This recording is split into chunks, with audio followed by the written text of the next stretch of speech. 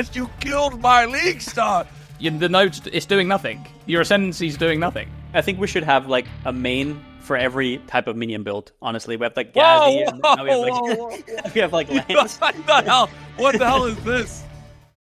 Welcome to another episode of the PoE Report, a podcast about all things Path of Exile 1 and 2, from myself, Dreamcore, and my co-host, Palstron, and we're just getting to the end of the first week of 3.29. Pal, dude, how you doing? Pretty good, man. I'm blasting. The loot is kind of missing. I'm finding it in the deeps, in the depths of the ocean, but we'll see how it goes. Today we got the Luminary main, Captain Lance, with us to talk a little bit about the new league and the new class. Or Ascendancy. How's it going, Lance?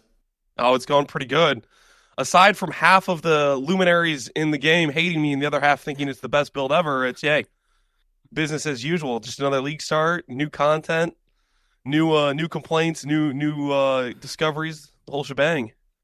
So I'm doing pretty good overall. How has that been in general? Like, trying a completely new thing. Because let's be real, like if you jumped into this thinking they would just one-to-one copy-paste mercs from Merc League, right? You don't know GGG, right? So going into this, you must have known that there would be some stuff to adapt. How did you tackle that in the first few days? I mean, I always love starting new classes. For me, it's one of my favorite things in PoE is just when you don't know if you're going to succeed and then just going in blind and trying to adapt to whatever comes up.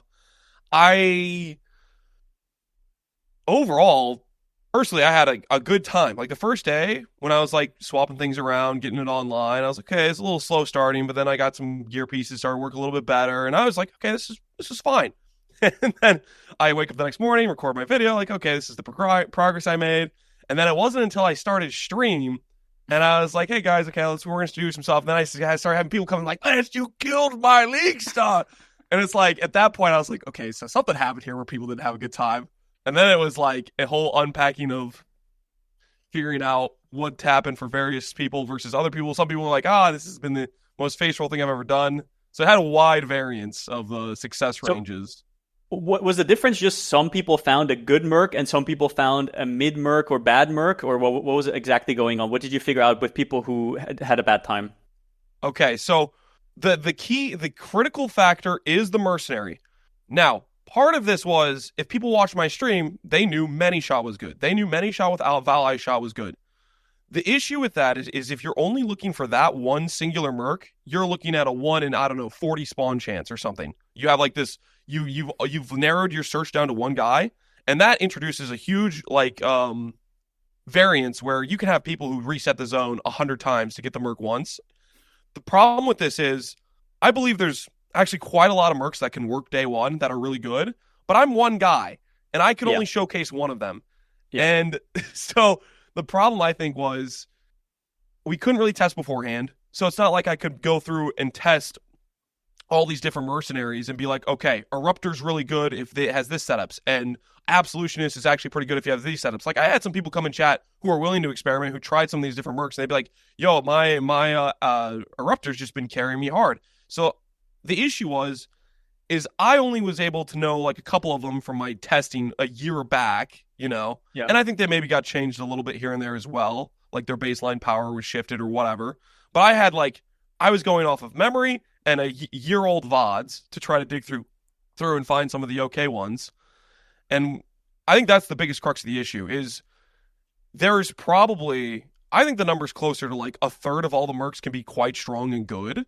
But because we couldn't do like the research beforehand, for the people that don't want to experiment, they only could look for one merc. And that's where it becomes just terrible RNG fiesta or whatever, because all of a sudden their average to get a good merc goes from like, let's say 1 in 5 to 1 in 40. And then you have a roll range that can have people going 1 in 100 to get just that merc. So I think overall, next league, it'll be a lot better just because we can test things beforehand and point out good mercs. But then straight up, not everybody's going to follow a guide, right? Some people might want to just start the class out and just blind yellow it. And in that case, their baseline power should just be stronger. Because unless you know these mercs are good, you're going to have a horrible time. And that's where the change, where they're removing whatever damage reduction the mercs have at baseline to start with, I think that's going to help out a lot. Because the blind playthrough should not be that bad.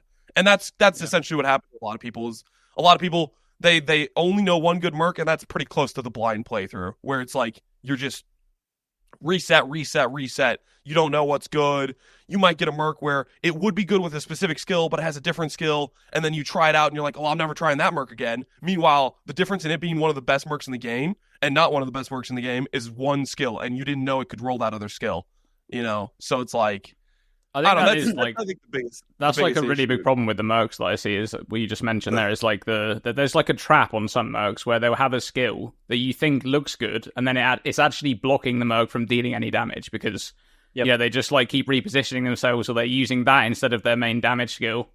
That is a really big issue. I think it's almost a bit of a trap for like players who don't have that knowledge beforehand. Like generally speaking, that the Luminary kind of is a trap for that. Just how it works, right? Because it's very RNG based. I feel like there may be a thing where they should have like when you take the node, you should have a mercenary baked into the ascendancy that you just get straight away that they've curated and it's good for doing the campaign. Like a default one that you can replace with ones that you pick up in the zones. Because it's like, if you don't have a baseline one, right, you have this... I don't know if you guys saw Quinn on League Start, right? He was playing Luminary as well. And he ascended, and then he didn't know where to get his merc. So he basically didn't have an ascension, right? Now, what I'm saying is, like, he could have gone and read about where to find them on the ones where they always spawn. But not everyone's going to do that, right? So you ascend, and then you have this node, and the node is doing nothing. Your ascendancy is doing nothing. So, but then so you could give a default, but then again, like, isn't that kind of like part of PoE, like specters, for example, right? Like you could argue maybe it's too big to have it on an ascendancy to be this vague, but like, don't you kind of know what you're getting into when you're, I guess, picking the ascendancy? Not as a newer player, I don't think. Not as someone who doesn't know. I actually think it's bad, by the way, that they removed the requirement to have to get to Act 3 first before unlocking the Scion. Now that I think about it, because these people would not have picked up Scion before, and now they actually can, right? So I actually think it might be, pretty bad. Yeah, Scion is definitely a rough class to start for a brand new player. But like, Really.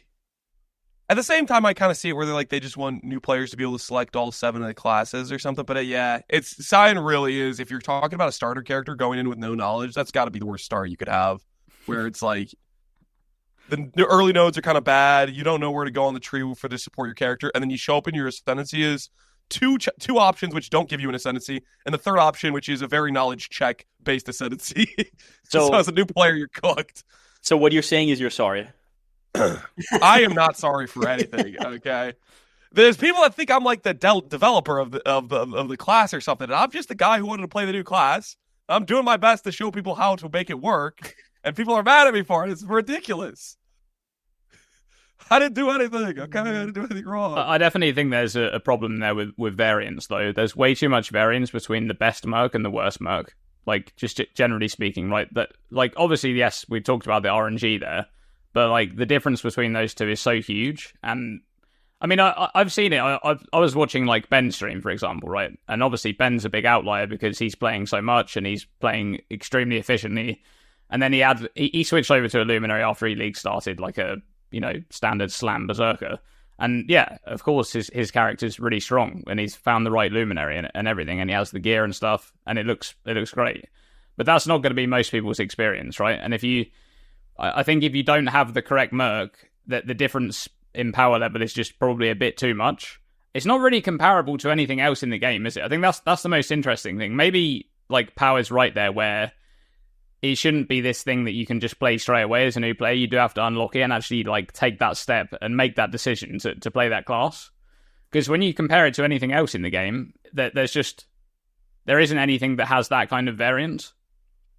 On top of that, I also want to point out, because everybody's like obviously focused on the Luminary is the issue or whatever. Can we just like talk about the Scion starting area and how bad these nodes are? Because back in the day, being in the middle of the tree was way more of an upside, right? And I want to remind you that only one of the Scion ascendancies can actually start at a different starting location, not this one. So all the passive points you have to spend that you get from the ascendancy, you have to spend anyways just to get out of this shithole, right? You maybe get a good jewel combo in the middle, sure. But like, what are these nodes, right? Like on one side you take mana or life regen and they're low values. On the right side you have like 8% spell damage. So like I also think part of the issue is that Scion area, the Scion starting area is just absolutely atrocious. And then you have to, at some point, spec 10 int nodes or 10 dex nodes to get out of there, right?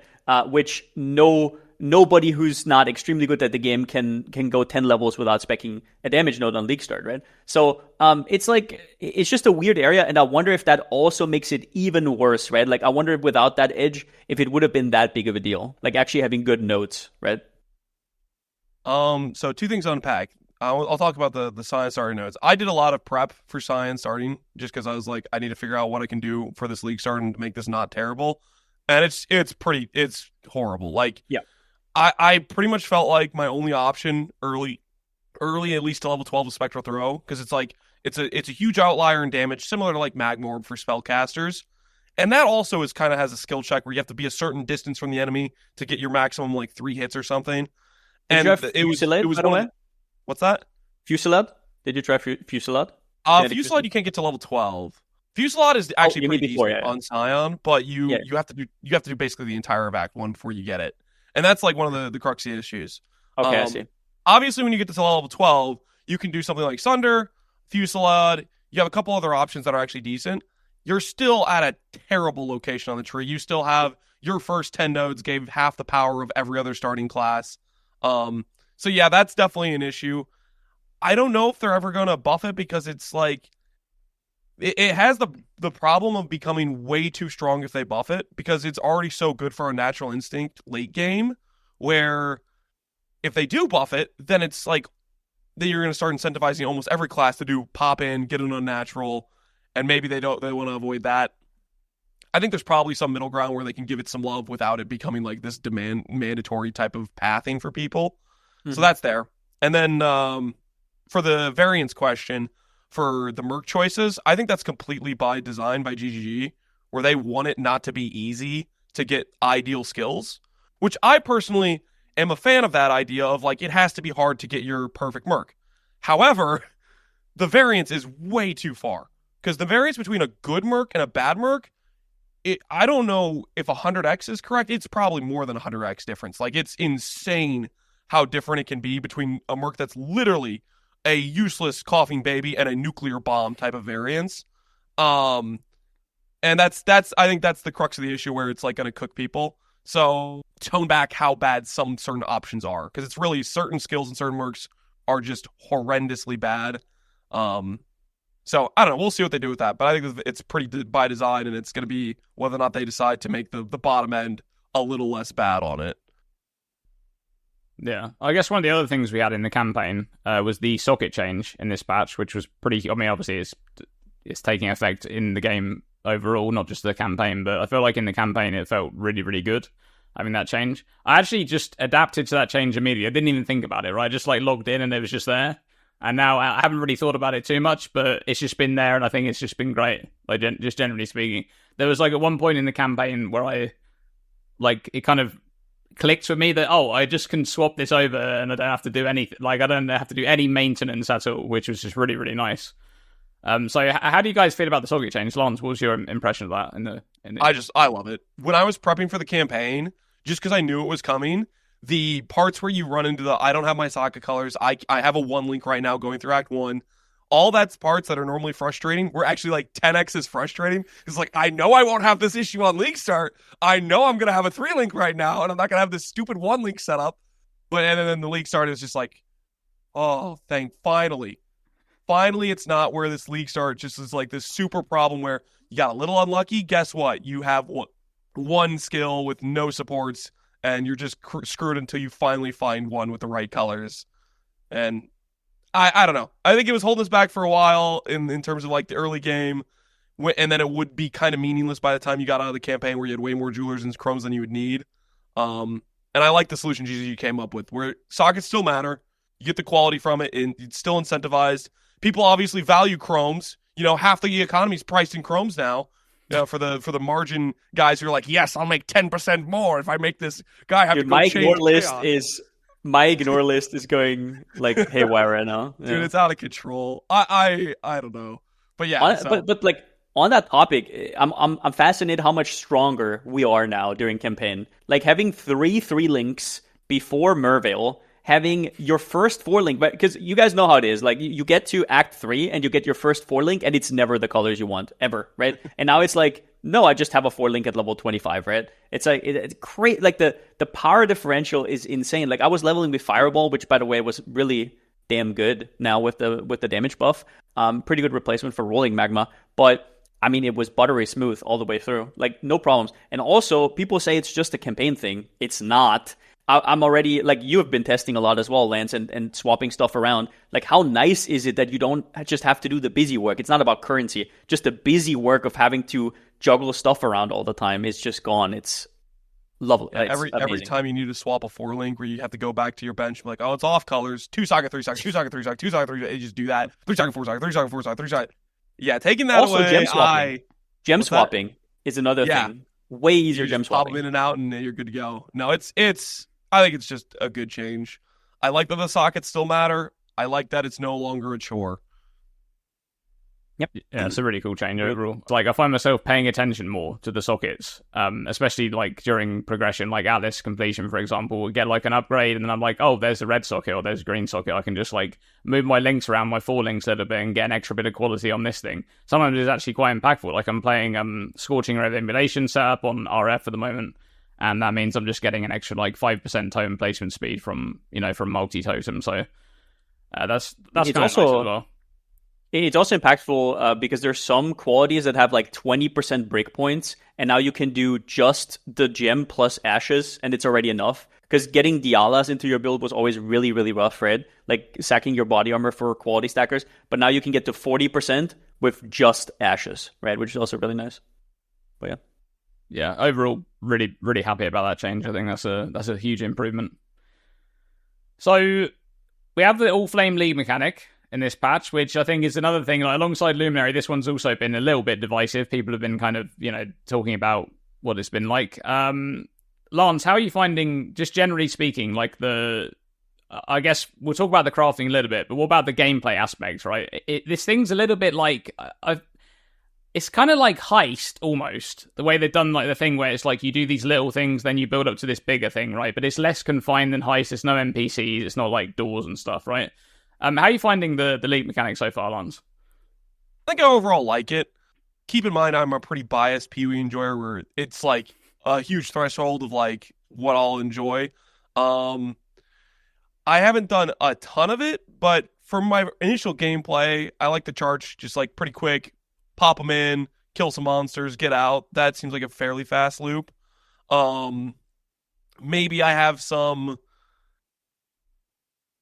caveats about the one part where you're like extracting, where if you just go in a straight line, it's pretty much you're just always like just straight line backtracking. Like, it doesn't really feel like there's a lot like of like when they described it, like, oh, you got to fight your way out, but it's like, from my experience, it's I just kind of run back and there's nothing, and it's just like some extra detour. So like if I was gonna give a criticism, it'd be like that portion of it. But overall, I think I like it because when I started doing it, I just started just kind of doing a loop, so I wouldn't do the backtrack problem and I would just end up where I need to be type of deal. So that's for charts. For the actual like voyage system, I've only done a few. And my initial impression is I like the voyages quite a bit. They feel a lot more open. There's some like cooler things that can happen in them. But again, I've done like 3. I've been try-harding doing like Ubers and stuff to make currency. So I'm lacking perspective on the mechanic overall. But hopefully you guys, I know Pal's done it a lot more. I've seen him do it like 24/7. I'm like, I would kind of not equate it to Heist because blueprints are like completely brain dead, right? I would equate it to Temple, actually, where you do busy work at the start. Like, for example, in Temple, you just do throwaway maps, so you get your charges, right? And here you do chart. And then you go on the voyage, and the voyage is actually it's pretty layered, right? Like, there's the border modifiers, there's the implicits, so there's a lot going on there. And I just, for example, yesterday, I'm waiting for stream to do it, but I found my first border with rare monsters drop a divine. Oh my! So I can now juice that area, and I don't know how many rares I can get. I think 30 to 50 or so. So that's gonna be fun. And you can stack. You can stack adjacent modifier with like starfishes and then global more rares and whatnot. So I'll have to see how that goes. Maybe I hope I don't die as well, but it should be the easy one. There's also a really hard one that you can do where you juice with like 8,000 Wisps and Pantheon Touched and Fractured and Possessed. But I don't know if I have, I don't know if 25 mil is enough for that right now. So I'll probably leave that one. And there's also a magic one. There's basically Ethereal Red, it's called. There's a modifier that makes it so gear doesn't drop anymore. And that gets converted to other things. So that modifier is global on the whole map. It's not just like adjacent. It's the whole voyage, right? And it's super, super rare, that modifier. And I found it yesterday as well. And I have the modifier that makes it so all monsters are at least magic. So we're gonna try out some stuff today, and then just I know don't more. Die. It's one portal still right now, right? It is one portal, which is a big deal. Yeah, it's pretty rough. So the Pantheon touched stuff, I'm not touching that shit. Do we actually know if it should carry over to next character, right? That I don't know. Charts? That I actually don't know. Yeah. Oh yeah, interesting. I would hope so. That you. I mean, you can just trade them to your new character, right? Or you mean once they're charted? No. You have to chart them, yeah. I don't know. You might have to do it on this character. I gotta say, I honestly love that you cannot just buy it. You have to chart it. You can buy the basic ones, but you actually have to chart and sift through. And what that does is it completely removes all the players who would just buy up everything and then do the super juicy runs, right? And it would completely, I don't know, it would be the worst ever. I actually really like it, and it is a little bit extra busy work, but when it pays off, it's really, really fun. Okay, real quick, just because I haven't done this mechanic too much. You're referring to when you're saying the Pantheon Touch, the rares drop a divine, the magic, all monsters are magic. These are specific, like the implicits that you got after charting, and some of them are crazy. Some of them are absolutely insane.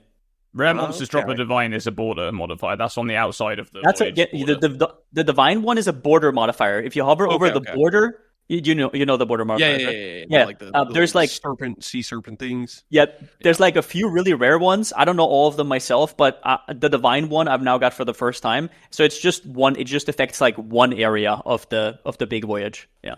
Okay. Cool. Yeah, it's interesting you bring up that about the one portal thing, because there's a few things that with this lead mechanic like that. You said about the whole kind of exploring it yourself to find the implicit.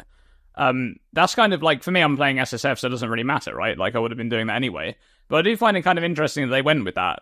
This is a few things that we haven't really seen in lead mechanics before, where it's you only get the one chance at this, so your risk reward, you've already found this really rare implicit thing, but you want to juice it up so much, right? That's the whole incentive, is for you to juice it up as much as possible, get as much out of it as possible. But you only have one portal, so you're taking this big. There's kind of this really, really interesting risk reward thing going on there with this mechanic that I really like. I like I also want to say I kind of enjoy the gameplay of the lead mechanic. I think Lance touched on a little bit there about the whole leaving the lead mechanic, and they were talking about how you fight your way out and stuff like that. I think what they were going for there is you call the Bathic Spear to come down, and then monsters are supposed to be flooding in. There isn't actually that many monsters coming in. Yeah. It's RP. So I think that aspect might be a little bit missing, because I know what Lance is talking about. When you I found myself backtracking a little bit sometimes when you got a strange layout in a voyage. You have to backtrack a bit to get round to a place where you haven't been before, and that part feels a little bit weird, because you're just backtracking through lanterns that don't have any monsters anymore. It's just kind of you're just running back. But then that also has to be factored into building it, right? If you don't want to do that, you can also. So that's a payoff. And also, I want to say that a lot of people who think it makes no currency have not played it after it got buffed. It's actually even just charting. It's raining scarabs. I just want to say that. And a lot of people don't notice that, because this is always the thing with scarabs. It goes into your scarab tab, and you're like, oh, my divine count doesn't go up. And then you look on Wealthy Exile, and it's oh, my scarab tab is 120 divines. And you're like, how did that happen? So there's a lot more operative strongboxes now. Message in a bottle, obviously, is you'll find just as much as before, I would say. And the scarab chest is also a lot more frequent. So if they fix some other stuff, for example, the map stash is completely worthless. It drops tier 13 and 14 maps, right? And shit like that. It has no big drop or anything like that. And if they fix a few small things, I'm currently making 15 div an hour just charting, literally just charting.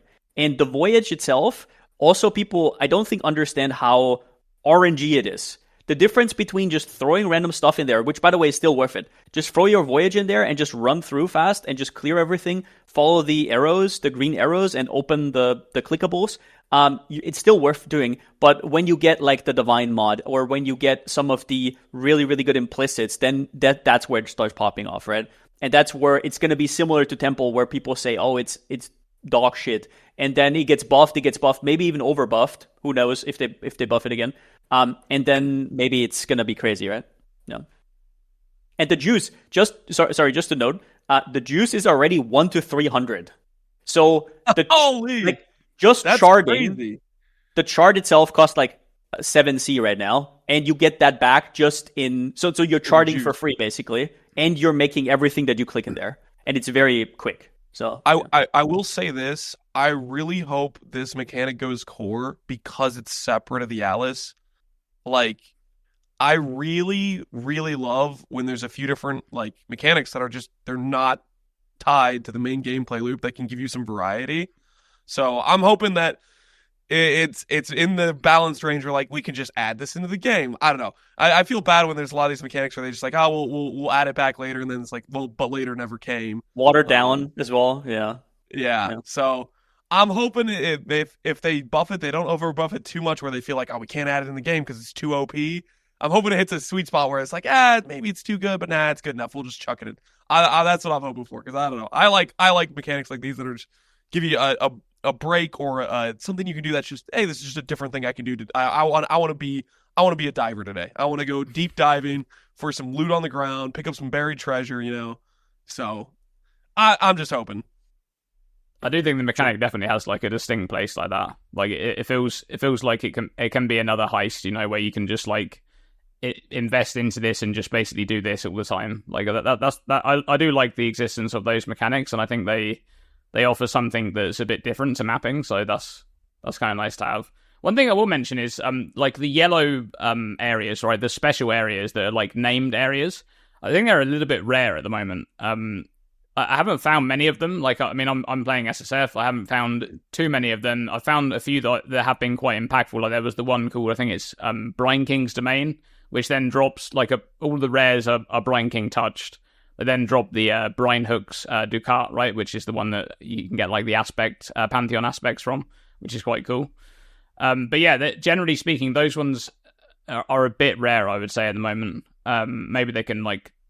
That's one thing that I'd like to see. Like, rather than them kind of going in and changing, like you said, it could be that people just haven't worked out the correct strategies yet.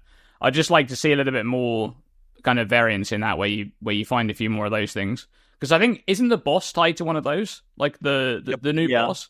I haven't seen the new boss yet. Speaking of that, I saw Ben doing that new boss a couple of days ago, and that boss actually had more HP than an Uber, like unironically, like more HP than several Ubers combined. Like he was just. I did that boss. Yeah, it was crazy. I did that boss with extra ES, reduced crit, and res, and I didn't have invert the rules. Just to be clear, so it took me like 10 minutes. Yeah. I saw a post on Reddit being like, the guy with, if you have extra ES, responds with his, he like goes invulnerable and comes back with ES. If you have the ES mod, did you have that happen to you, or did he not go? No, it actually didn't happen, funnily enough. Maybe it was because my totems kept firing or something, but it actually, because I thought that would happen, right? Because there's like two guys, like the gal and the snake, right?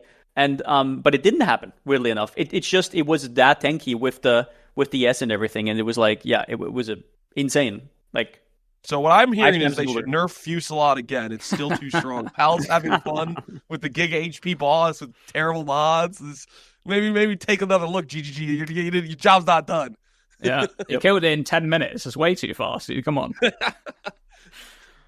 All right. What about the Allflame Crafting? Okay, this crafting mechanic is so cool. I just got to say straight up. It's such an awesome crafting mechanic addition to the game. Like, I love it makes certain currency items so much more impactful. Like when you just find them and want to use them immediately, and it also makes you want to do the mechanic because it spends so much juice, right? Which I think is in that makes it in a pretty good position. Lons, what are your first thoughts on the Allflame Crafting? This of crafting mechanics they've ever added to the game might be my favorite, because there's so many like weird little applications where you don't like think about, But then when you realize, you're like, oh, can I do that? Yeah, I can. Like, divining uniques was one I didn't think about at all, but that's like super freaking relevant. It's interesting.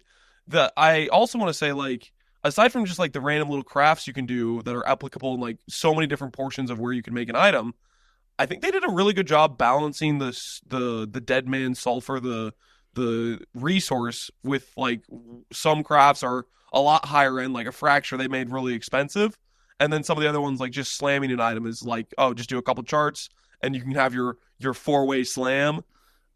So I think they did a really good job in terms of like balancing some of these different costs for various, like, how powerful of an application is this of a currency, and then just the variety of things you can do with it, from adding extra mods to Abyss Jewels, from divining your items, from fracturing, from being able to slam influence orbs, being able to regal just to get less loss of strands. Like, there's a lot of these like weird use cases, and it's like it's a very like well-rounded crafting mechanic in that it applies to so many different steps of a various craft, and it changes some of the things you would think are good. Like, for example, strands. This is one of the biggest examples of it. Like, it completely changed how I thought about strands. Strands previously I thought were, okay, the only use case is I have to do something like a reforge craft through the bench where I never lose strands, and then maybe at the very end I can unravel, and then 50-50 it just doesn't upgrade, and then, oh, strands were useless, or it upgrades and holy crap, strands are good, and that's basically it. Now with the fact you can like do this thing where you slam and you get 4 options, I've actually found it to be quite strong to have the step where, like, let's say I'm doing a reforge from the bench, and then I get like some okay affixes, and then I go to slam. And when you give 4 options of like strand exalts as options, you it's like every option's a T2, and then it goes from, okay, I slammed and I got a bad T2, to there's 2 good options here, or 3 good options, and it's like it opens up that portion of strands which I didn't feel like you could really have access to before, because it was too like, if you slam, you're just wasting your strands because there's a chance it just hits a mod that's not useful for your character. Those are exactly the ones where I love the mechanic, where it's not just like chaos spamming, where you're just a little bit faster, right? It's like, no, like an annul should be expensive in terms of sulfur, because it's like, if you break an annul, it's in like you have to redo your craft again. That is an insane cost, and just a chance to do that twice is crazy. Same with fractures on some bases, right? So, like for example, if you recomp over a what's it called again? A breach modifier, right? Like, I don't know, overcap lightning riz, or attack speed per dex. You carry that over, and then if you have to hit the fracture and you now have a double chance, that can save you like 100 divines plus, right? And all of that. Also, I wanna notice, as somebody who's a serious, like, I miss modifiers. I double click a lot, right? On alts, on chaos. This is a very welcome addition, I just want to say, okay? It is about as fast as putting the currency 4 times on, if you're like decently fast, but it actually gives me time to like look at everything, and I will not roll over it, right? So that's pretty nice. Also, they added, I don't know if you guys saw this, there's the Dread Captain's sword or something. I think so, yeah. That item, I don't know if you guys saw the Reddit post, but you can add influence to it, and then it gets the influenced modifiers. But since the modifier pool of the weapon itself is way, way, way smaller than the normal modifier pool, it's actually way easier to, for example, hit like a 10-link Shaper weapon or something. And there's also a different mod list, right? Like, you can block Fizz, and you already blocked like half of the modifiers. And so with fossils and stuff like that is actually crazy. So I think we've yet to see everything. And as Len said, divining uniques, because you're not using it for anything else on uniques. So you're just saving a ton of money there. But yeah, what a great mechanic. I don't know if they can add it, because they would have to make every future mechanic work with it, and it's kind of just going to overshadow most things. Add it. It's so, they have to. It's so good. Yeah. It's so good. I also feel like it hits okay, in previous crafting mechanics, you go, this can't be added, it's too much power creep. Like, for example, Necropolis, you'd press the button and it would give you a quad fracture, or like stuff like that, where it's just like, okay, this is maybe too good. I don't feel like that with Allflame Crafting. It's strong, but it's strong in the way where it's like, if it rewards you for kind of like being like, okay, this is a way where I could use this, and it's not like it's a guaranteed forced outcome. It's just, it takes a lot of like this feels terrible RNG out of it, and you get a lot more situations where you win and it feels kind of good. I don't know. I feel like it's I don't get the feeling like I would say this is broken, it needs to get nerfed. I think it's in a nice balance of rewarding for the player without being like just completely overpowered.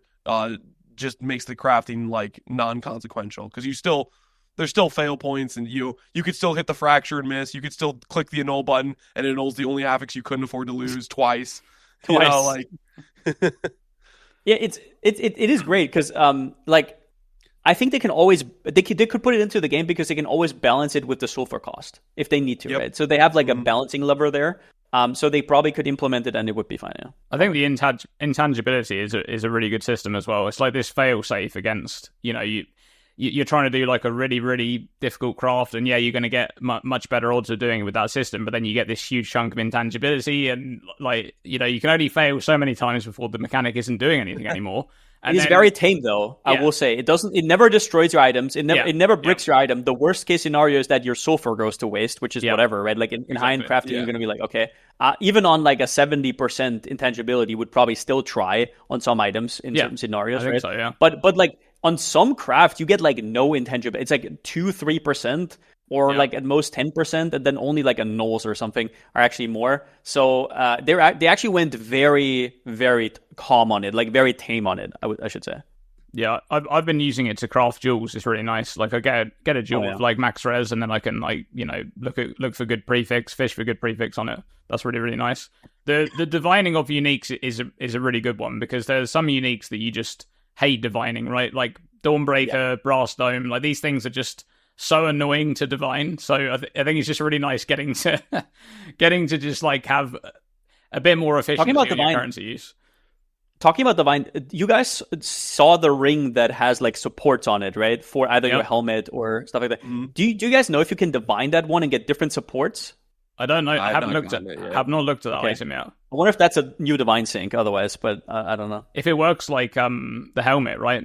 From Dread, it will, right? Then it will work, yeah. Yeah, that is a really interesting one, because there's like 164 different gems that it can pull up, which is I also want to know if it like is it, for example, when it starts at a 2, so because it can be 1 support or 2 support, like is it fixed 1 support or 2 support, or is it like RNG whether it rolls 2, right? Like I want to buy one and just divine after this probably, but yeah, that one, that looks really strong, that item. That's crazy. Does that drop from the new boss? Is that where it comes from? No idea. Maybe it's just a rare drop in the I've only done the boss once, and I got the barnacle shield. That's all I know about the boss. Yeah. All right. So, I know the amulet, the light radius amulet drops from the shells. That's a really cool amulet as well. That one's like main on luminaries, right? Because it has so much light radius, and then the other modifiers are so good on it as well, though. Like I feel like they could have max res, big chunk of res. Then you also get like the extra chaos res. Res. Yeah, crazy. It literally gives you like 75 chaos res. It's a sick amulet. Yeah, that one's also it's common, so that's cool. So we were just talking about divines there. I think we can't let this podcast go by without talking about loot in the game, because like that's a really hot topic at the moment. Loot is in a bit of a strange place. I think it has been for a while, and over time they've kind of been, I want to say, masking it in a way with like different league mechanics. Obviously we had Mirage, which was a great league for most people. Most people thought it was one of the best leagues ever. But now it's kind of gone away, and I think they'll probably be bringing it back in some shape or form at some point, but it's not there now. And so it's kind of left this void almost, with Mirage getting pulled away. And now loot in the game feels a little bit dry, I think, just talking about basic loot, right? And I can just say from my own experience, you guys are going to laugh at this because this is absolutely ridiculous. I'm level 96, okay? HCSSF, level 96. I have 0 divines from ground drops. 0. I have 2 divines, and both of them came from League Mechanic. One came from Message in the Bottle, one came from one of the like currency chests that you find. That's it, right? Now, I know for a fact that I'm just an outlier, right? I'm just got unlucky there. That's fine, like it happens. But there's got to be something going on there, because it's not just me, right? Like I've heard other people with very similar experiences. So I mean, let's go to Lance first. Lance, what's your experience been so far in this league with loot? Well, doing only bosses for multiple days straight does not give one good perspective on what the ground loot situation is, because it's a forced drop table. I will say, from doing a bunch of Ubers, they do not drop divines. That I can confirm. That killing Dread 100 times does not drop a divine orb. Damn. I like as for like the ground loot situation. I'll start obviously doing more map mechanics once I swap into like some different farming strategies. A lot of times when this topic comes up, I feel like I'm an old man in this situation, like that's like telling kids to get off his lawn. Like I don't really care too much about it needing to have like a certain amount of divines dropping or an expected amount, because with the way the PoE currency system works, all of like the things you buy is relative. Like if you make the game drop a bunch of divines, the high rarity thing, if it's 5 times the divines that are dropping, the high rarity drop is going to be 5 times the price. So I feel like in a lot of ways the PoE economy corrects itself, and so for that reason, I don't usually feel like it has to drop me this amount of divines, because I know what pops on trade is going to be relative to how rare or common divines and various currencies are. The caveat to that is obviously people want to like play the game and feel like they're getting rewarded. And I can respect that of like, okay, you play for hours straight and don't get a single divine. That's going to suck. That's not going to feel good. So we'll see what GG does, because it's like Mirage was this huge Band-Aid that covered up the fact they had just nerfed a ton of these endgame farms and a ton of these different things you could do. And they ripped the Band-Aid off, right? And the wound hasn't really healed. There's still the wound there. So we'll see. I don't know what GG's going to do. I obviously have gotten feedback from seeing Twitch chat talk about it. And a lot of people say this loot currently sucks, blah, blah, blah, whatever. So I'm thinking they probably will do something. What they're going to do, I don't know. But that's kind of what my thoughts are on it are.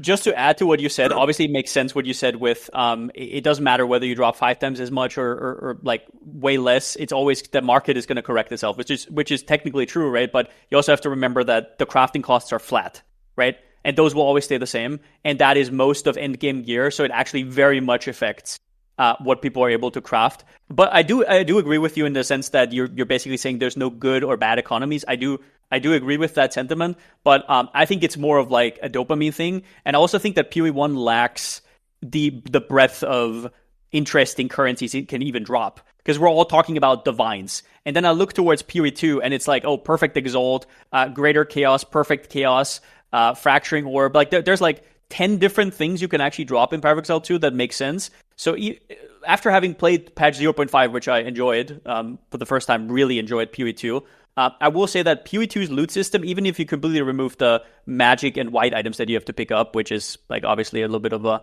thing some people like, some people don't, but just currency-wise, I think PoE 1 could really do with putting a lot of currencies that are hidden behind league mechanics into the main drop pool, making it a little bit more interesting.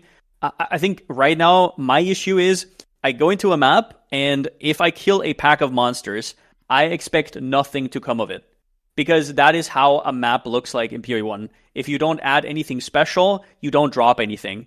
And in PoE 2, it is different. It just is different. Like, you can literally go through a map, and you will drop a tablet here, a divine there, and relative values aside, right? It just feels better to me. Like, loot in PoE 2 feels better to me, which I never thought I would ever say. But that's how I currently feel about it. And in PoE 1, PoE 1 has so many different mechanics, but the base, like if you really dumb it down, the base drop pool always gets carried by some OP league mechanics. And in the leagues where, for example, you have Breach, where it spawns outside of league mechanic, a lot of it is like rewards from the tree, or this mechanic, which is completely out of map, you will feel the lack, and it will feel bad for mapping, right? It's interesting you say that about like the unique mechanics, like the unique currencies and things like that being pulled out of the leagues and being put into the core drop pool, because that's the exact opposite direction that they've been going in actually recently. Exactly. They've been going exactly. They've been literally doing the exact opposite. So obviously in Mirage you could technically it wasn't a core drop item because you had to actually play with Beyond, but then you could actually get Volatile Valorb in your Mirages. That was something interesting, I think.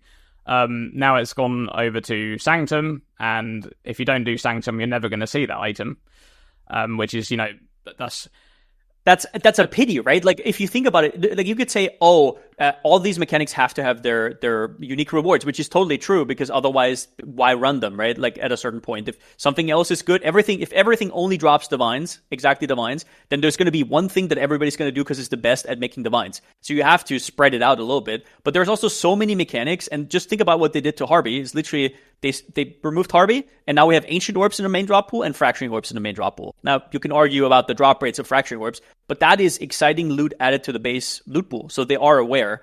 You could do that with other stuff. I'm never in my life going to see a Volatile Valor drop again, and I think that's a pity. Like I'm never going Sanctum in my life. Okay, go on, Nuts. I was gonna say I'm gonna push back a little bit on this. I think it's important that mechanics have their specific drop table, like having Sanctum have be Volatile Val, or you have, let's say, Delirium is, or not, sorry, not Delirium. Delve is where you get Hollow Fossils. I think that has to be a case where mechanics have their unique identity. So I don't think they should be getting rid of that idea. But I can definitely agree with the situation where the global drop table can have more special drops, like how they made Fracture Orb. I just mean like option. Maybe pick a few mechanics that are just outdated. Let's be real. Harbinger, I mean, like Bestiary is come on. Like, let's be real. You could literally itemize 15 of the most important beastcrafts right now, completely remove this clunky ass beast stuff, and put those currencies into the main drop pool as crafting currencies. Like you could do that tomorrow, and it would make the game feel a million times better. Plus, you wouldn't have to go to the bestiary every single time and infinitely spend the recipes. So I mean, like, I'm not saying that they should take it away. I like the Volatile Valor Orb and stuff like that. I think it's a unfortunate because it's in Sanctum, right? Which is ASA and stuff. But yeah, I just really think that there needs to be more hype loot, and it's not just about increasing it, which is there's definitely a thing there. I think it's a pity that you go into a map, you clear the map with normal monsters, and it will literally drop you a Chaos Orb and like 2 fusings that every single time. And I see the difference to PoE 2, and I don't know what's wrong. I can just point, right? It's just like, it doesn't feel good right now. Yeah, it's definitely, I guess the question is, do they need to improve like basic loot, just what you're talking about there, ground drops, or do they need to do more work on like crafting intricate endgame farms? Because they've basically been just nerfing the endgame farms over and over again. And what that's done is it's basically exposed the fact that there is no loot in maps. There's pretty much no loot that's worth showing up on your. They removed tier 17s. They removed tier 17s and gave nothing back. So that is the natural outcome. It's like, and a lot of people are now pushing back. They're saying, "Oh, we shouldn't have removed tier 17s." All the people who said remove tier 17s are crazy, and we should have added tier 18s. But the thing is, nobody was saying to remove tier 17s and add nothing back. Right? Like, that was literally nobody's point. That is the craziest strawman of all time. We're saying that tier 17s are not fun to do. If you make a hard mechanic, at least make it fun to do. And the layout sucked and whatnot. So it's not, the difficulty needs to be added back. I don't know what they were and the scarabs are just getting nerfed over time. And yeah, now what you're left with is some normie farms. Like, for the most part, yeah. Yeah. There's also Abyss in this patch, which got reworked, and that loot is absolutely like how that even goes into the game like that is beyond me. I don't know what's going on there. Like, I was told it literally drops nothing. It literally drops. It literally drops. Like, I've actually had a chest that I opened it and nothing showed up on the loot filter, and I just looked there and there's just like some garbage white item or something, right? Just so I don't know what happened there. I will say that the mechanic itself feels great and looks great. They've instantly improved Abyss to exactly what they said in the trailer, because I did wonder whether this was going to translate in PoE 1 like it did in PoE 2. PoE 2 has a lot more of this kind of visceral feeling in combat, just scattered throughout. It's not just Abyss. And PoE 1 doesn't really have this. I think it's that there's a lot of that where you're very, very fast and moving. You don't really get these like moment-to-moment things going on. And yeah, this mechanic has actually translated really well into PoE 1. It does feel good to do, but right now I just find myself running past Abyss because, like, I just kill things anyway, right? Because things are exploding, but it doesn't matter. I'm not hanging around to kill all the monsters to get the chest, because the chest is just completely useless. So, I mean, they have said that there's something there, but it has to be bugged. Like there's no way that goes into the game like that. Like they haven't looked at it. Like what's like the league multipliers, right? Like that were removed a while ago. I'm sure a lot of us have seen the calendrification of Path of Exile and whatnot. But I mean, that has been out of whack for a while now. That's I mean, I guess I was just talking about normal monsters, but in general, just like killing monsters that don't have any tile loot, you have to go so crazy on more multipliers on magic, rare monsters, and then add quantity this way, add quantity to even like start dropping like anything significant. That the baseline loot it's bad, and so they have to go in and put like 1,000% more drops on Abyss, otherwise it literally drops nothing. And they didn't do that, or forget about that. I don't know.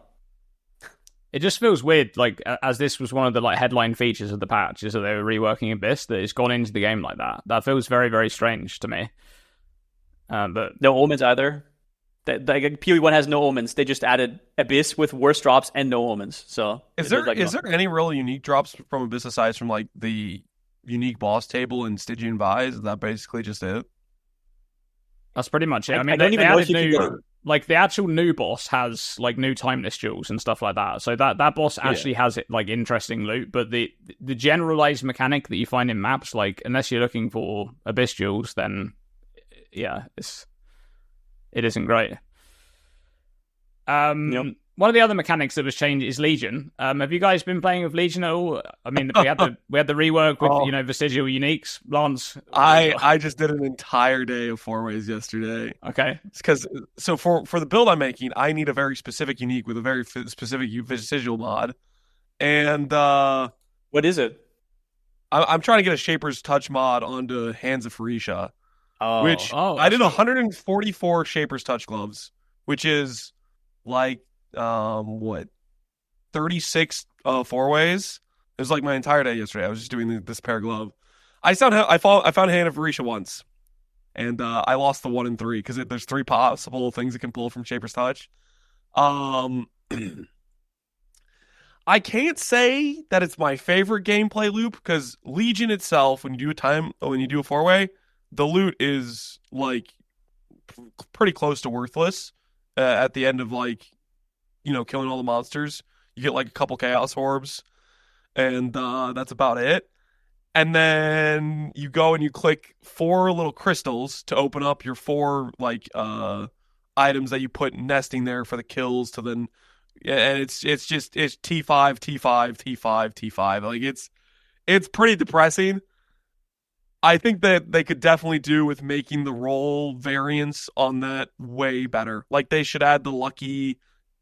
You know how like Breach, when you have the thing where it says we'll roll multiple times and pick the rarer thing? Yeah. I think they should do something like that for it because it is like super, super depressing. There's no world where you're ever SSFing this mechanic. And even in a trade league where I could go and I literally spent an hour buying Shaper's Touch before I started stream, even in that scenario, it's still like super, super depressing in terms of like odds to even get like and I'm just rolling for a T3. If I was rolling for like a T2 or a T1, like you're talking thousands of you're not getting a tier 1 roll. Like you're not getting a tier straight up no tier 1. So everything like, higher than tier 3 is insane. They have this really cool thing where it's like, okay, if I could get this mod on this unique, and it's like this nice Theorycraft build workspace. Granted, it's strong and it should be hard to get to, but the difficulty it is way too much in terms of time investment, I think. Because it's just like it's just you only get to roll 4 per 4-way. A 4-way takes you 5 minutes, and if you're talking like T2 versus T5, you're talking 1 in 1,000 or whatever it is, and that's just you're already talking about something where to get one singular item with one singular special affix, you're talking about multiple days straight of game played where you're just going in the center, click 4 T5s pop out, and it's pretty despair. So I think that it's definitely going to need some probably buffs to it. Maybe they could make it so you can actually like put 4 helmets or 4 gloves if you want to, right? Like not like actually let you do multiple of one type, because then that's what you do. That's like you can do that. Yeah, there's 4 like crystal things. You could place one item in each. It can be 4. Like I did Shaper's Touch all yesterday. And wait, you did? Wait, so you can do that? Yeah. And you still brick that? That's crazy. That is insane. I did 144 Shaper's Touch. I did an Okay, entire that's quad crazy, my tab. bad. Yeah. That's And actually... I found the one T3 I was looking for once. And for all I know, that was maybe lucky that I found it once. It is quite rare. Hand of Freesia is pretty rare. It's not, it's not that common. Yeah. During the course of doing this, I think over 144 pairs of gloves, I found one T2, which was Doriani's Fist, and I think I found like 2 T3s from 144 pairs of gloves, or 3 T3s. It was something like that. And then everything else was just T5, T5, T5, T5, T4, T4. Yeah. Like, so. I haven't done... Go on, you go. Not so good. Yeah, I was just going to say, I haven't done Legion yet, but I have been doing Vegan in Transport, or Fortification, I think, where he gives you the Enshrouded unique. So you don't get one with the implicit on it, but you get one that's already been enshrouded with the currency. Because the currency is pretty rare, by the way, from Legion. Like, you don't get it very often at all, from what I've heard. So actually being able to get a unique like that might be kind of interesting, but it's the same thing again. You just get offered a bunch of, like, garbage uniques, right? So that also needs that kind of aspect where you're getting uniques to be maybe like re-rolled to be a bit luckier or something like that. So you actually get something that you want to use. Because if you get offered like a window of how that mechanic works, by the way, is you get offered like all helmets, right? You get like 6 helmets, and then you just choose one helmet. So I had like Elivor and some already enshrouded. Yeah, exactly. But again, like that's kind of an interesting mechanic if you have the opportunity to get something rare. But when are you ever seeing anything rare in there? It's just not happening. And it's a huge time investment. To put it into perspective, think about one of the things where people will tell you you're never going to get this in SSF, an FF combo. In Trade League, those are always something you could buy. In Trade League, you go to buy a specific Enshroud on a specific unique, doesn't exist. Yeah. You literally have to do... You have to be the one that creates it, basically. You have to know it exists. Yeah, it's like because nobody's looking for it, because you have to actually put that item in, exactly that item, to even start. And who just puts random items in and is going to make exactly your item, especially if you're making an off-meta build. You have to literally make it yourself. Yep. So for me, the first thing I did is only look at tier 4s and tier 5s. Like that's what I did at first, because I was like, that's actually realistic. And the only really huge use case I saw so far, that the 2 huge use cases, there's a few more, but Kitaba's first, right? If you just want to proc your curses, the fact that it only procs 25% of the time is still totally fine and extremely good. If you can get a Mind Spiral with that on, that's incredible. And the second thing is, there's like 3 different Rampage gloves that you can put, and I don't know, make like... I can tell you for a fact, those Rampage gloves, you see them a lot. I found Rampage, I think like... I don't know, 25 People are fishing times. for them. People are fishing for them. If you get a Maligaros or an Azanovs with Rampage, like, holy, like it's on. Yeah, right? No, that's a very feasible one. I can tell you from experience, because I was doing gloves all yesterday. You find Null and Void, Worm Sign. What's the other Rampage one? I'm spacing. There's multiple of them, but I Shadow found and Dust, right? Shadow and Dust. Shadow and Dust I did not find. I think that one might be a little bit rarer. Is that? I thought they all tier 4. Okay, yeah, never mind then. But I definitely found a lot of Worm Signs. I found a lot of Null and Voids. I don't think I found Shadow and Dust. So that one might be like a T3. Yeah. Or it's just RNG, right? Obviously, that could happen. A little bit weird that if I would find like 10 Shadows and Dust and 10 Worm Signs, that I wouldn't find if they were the same. But yeah. Yeah. There are a few interesting ones there, like I was saying, where they're like cheap uniques that are common. Like there's the boots. I think they're called Kautura's Certainty, the ones that have unaffected by damaging ailments, and then 5% reduced movement speed. It pulls the unaffected by damaging ailments off of that. So getting that onto almost any pair of boots is actually just a straight upgrade, like a pretty big upgrade as well for a lot of builds. Because getting 5% reduced movement speed on your boots is just absolutely horrible. It's actually rough though, because some of the uniques also got, like, they have to now compete with new corrupted modifiers as well, right? Because there's now new corrupted modifiers. For example, you can get like 29 Chaos Res on a lot of pieces now if you want to corrupt them. So it's not only contrived, like getting your Vago implicit is infinitely easier. So you're doing the extra mile for what? Is it worth to go the extra mile for unaffected by damaging? It's like maybe, but in the whole scale, uniques are pretty shitty on average. So like not just on average, but 99% of them are like throwaway. And especially when you sift through tier 4s and tier 5s like I did, I realized that wow, some of these items are outdated. Holy moly. Like even League Start I wouldn't put those on. So I think it needs some work. I wonder if they could actually make it so there's a extremely rare currency where you could pinpoint what item you want, like sort of like Hinakora's lock level, where you could actually say, I take this helmet and I want it on this helmet, for example, right? Or make a currency where your outcome is at least tier 3, right? Or higher. So tier 3 or higher. Stuff like that could help. I don't want this to go away because I think it's like just pretty cool overall.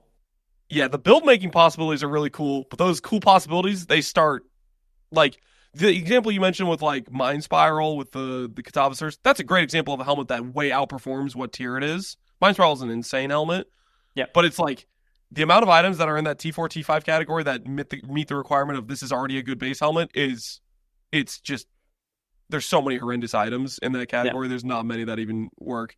And so like the interesting part of this really starts to shine in that T3 range and above. And hitting that T3 range is already omega depressing and miserable to try to like create. It's rough.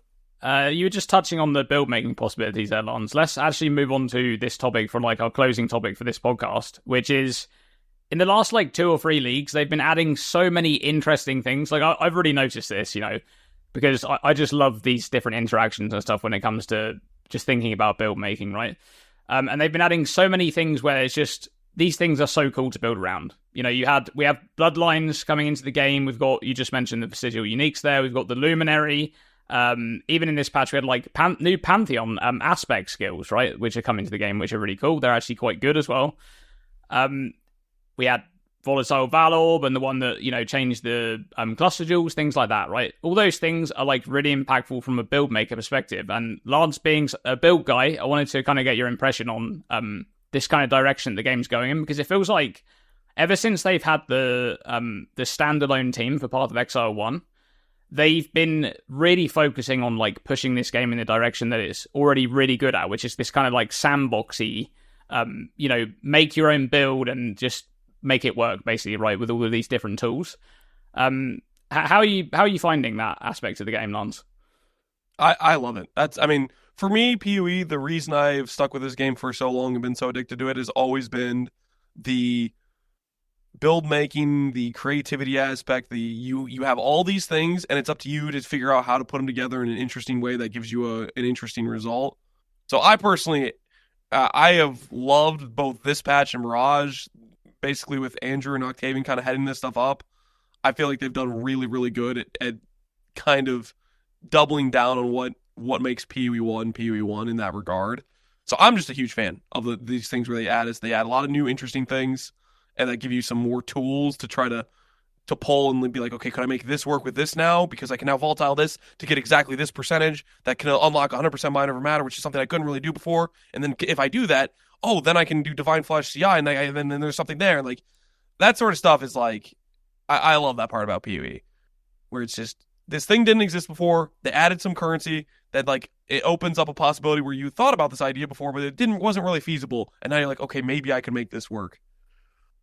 I think it's beautiful because they do this in PoE 2 as well. They've kind of kept this thing where they put so much work out for themselves, right? Like, for example, if we think about Vestigial Uniques going forward, they have to balance. Now, from here on out, every single league, they have to rebalance the Vestigial Uniques and like add new ones and decide, this should be 50 instead of 100%. This should be yada yada yada. And but that's what PoE is, right? Like it's just, I don't know how they do it. It's just so much work. I don't get it, but I'm here for it, right? It's like a permanent balancing nightmare.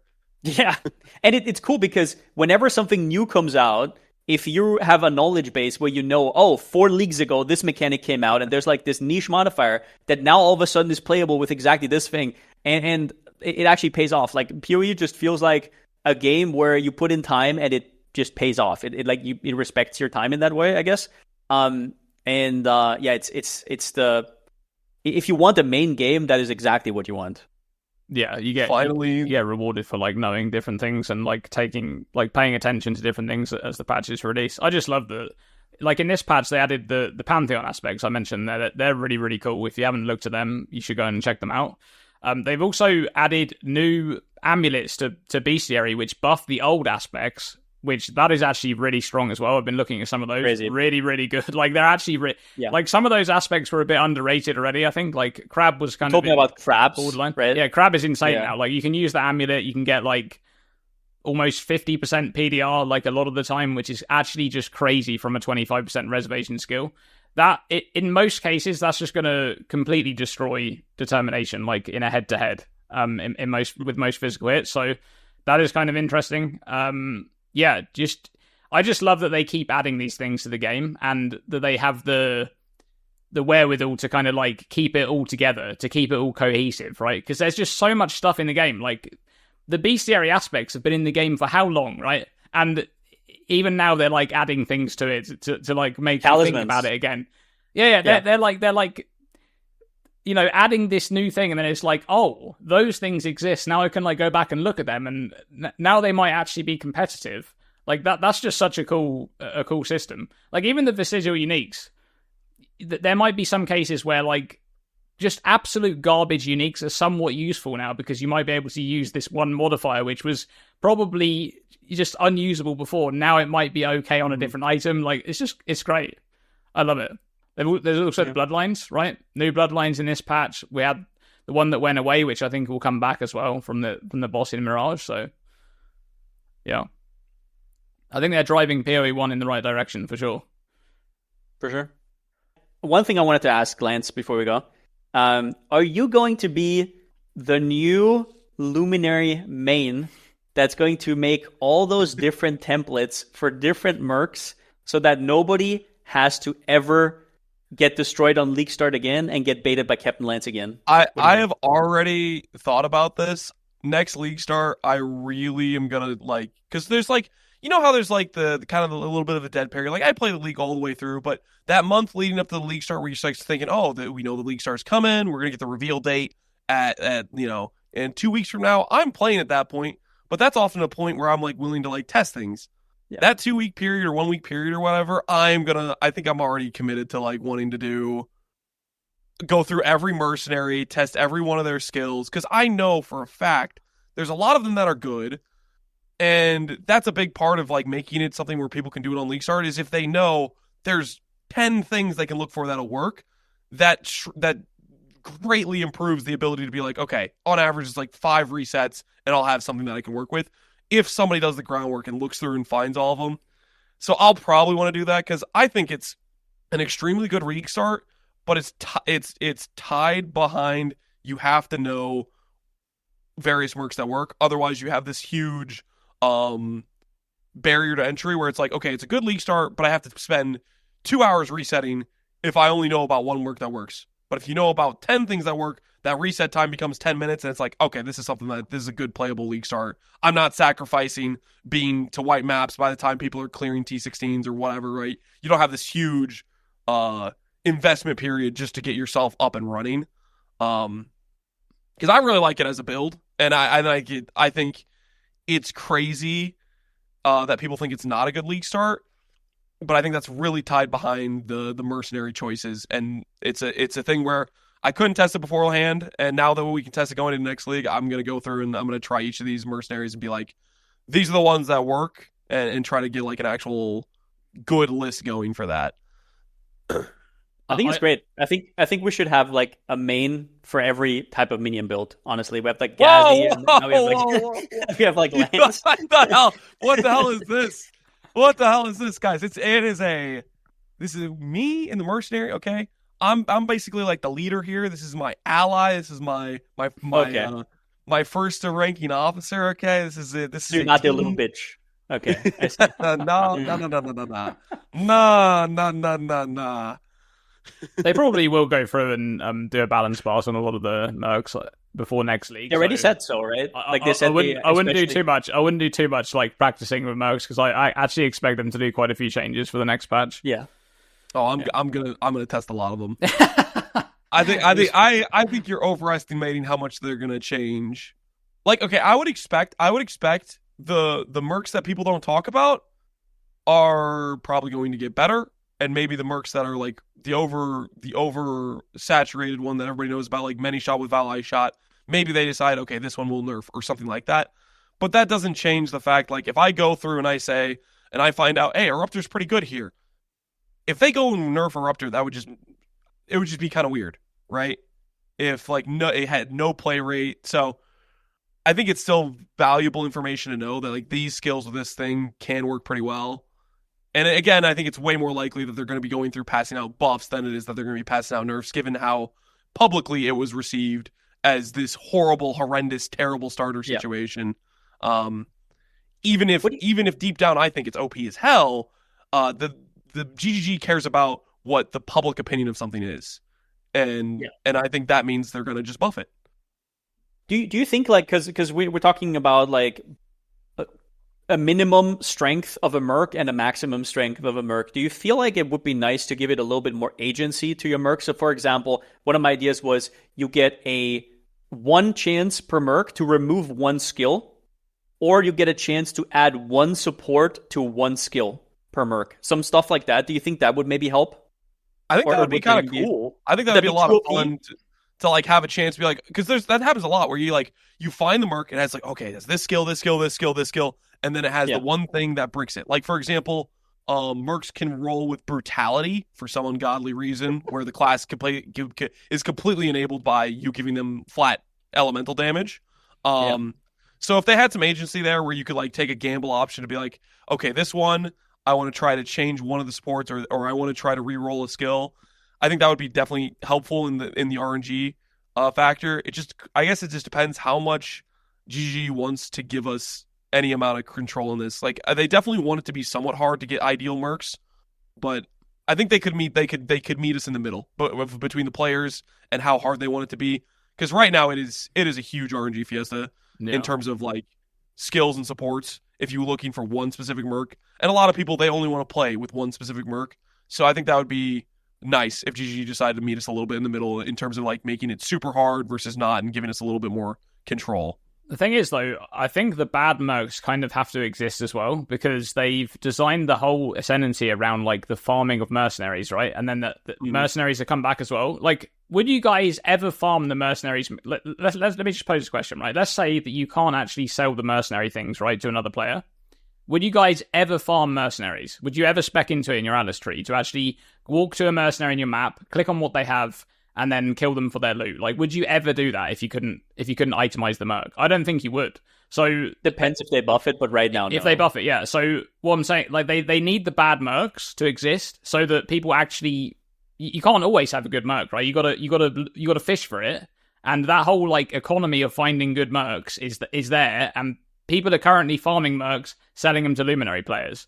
So but it's like the idea is. But you know what would happen? Let's say what I said, because that was kind of your response, right? Like, for example, you can add 1 support to 1 skill. Let's say that's reality. You know, people would still pay extra. They would just, like, for example, let's say you could guarantee return from that support.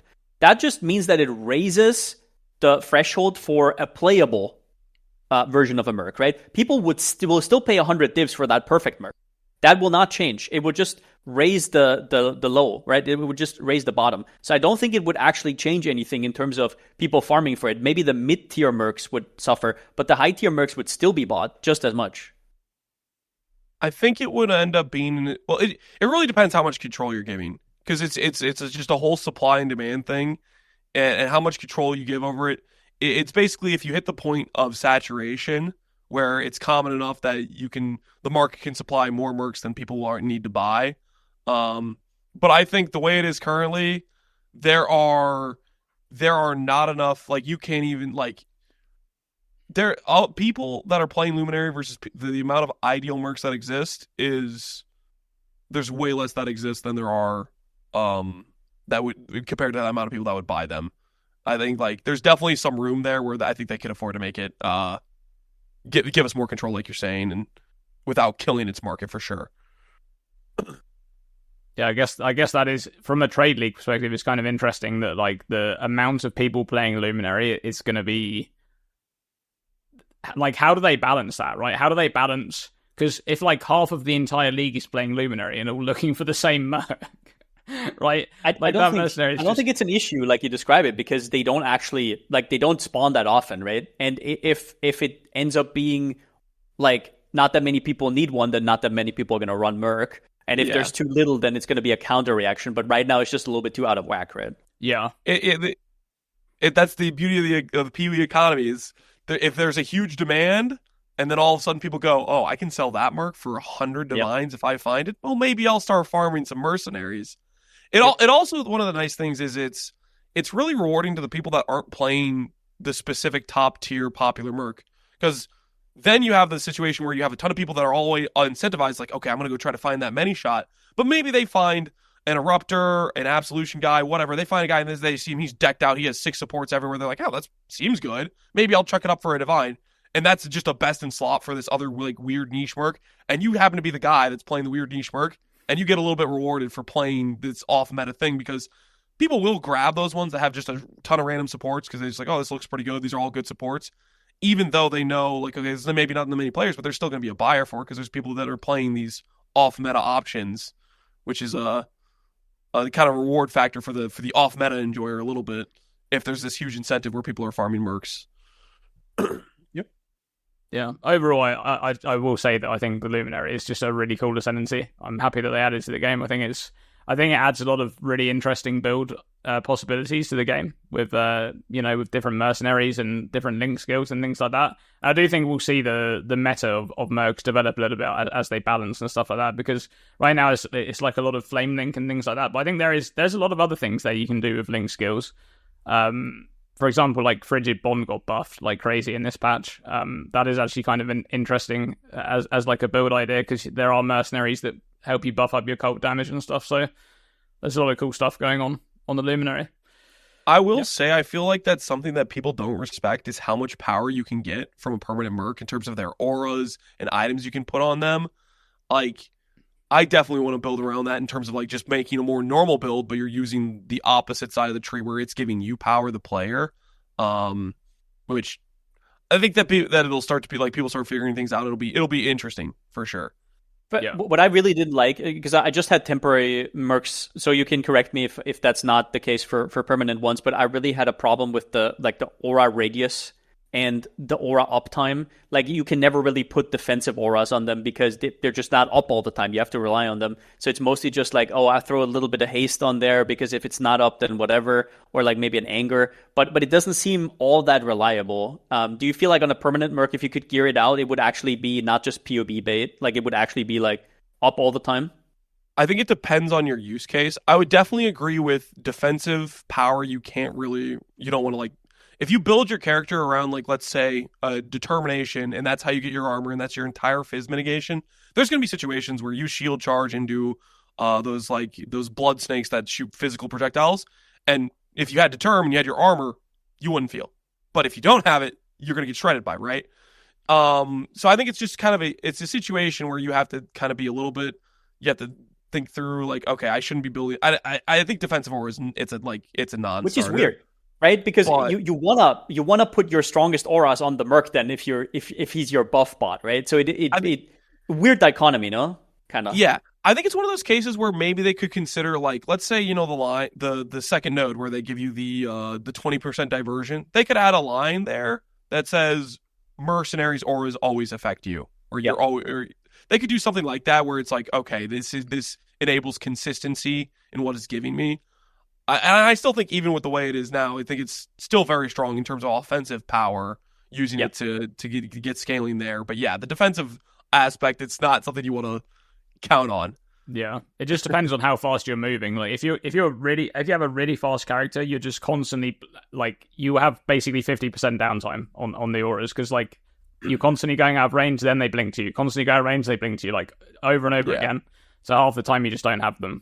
So yeah, that would be kind of interesting, having a way for them to always affect you. They do have the tech in the game, right? They have like the Hand of Freesia stuff, so they can probably do something where they just have auras always affecting you. All right, Lance, thank you so much for joining us on the PoE Report. It's been really fun to chat to you. Thanks for having me. I had a lot of fun. Much appreciated. Yeah, and if you're working on any content, let people know where to find you. Just twitch.tv/CaptainLance9, or you can find me on YouTube as well. The old classics. Awesome, yeah. Any Luminary questions you guys got, head over to Lance. He's going to have all the answers for you. And, just a real quick disclosure. I am not a GGG developer, okay? I do not personally balance the Ascendancy, just so we're clear. I'm just a dude who wanted to play the new class. Lance baited me to Luminary, and I had to reroll into totems. It is what it is, man. It is there what it is. All right. Thanks for watching this episode of the PoE Report. We are signing off.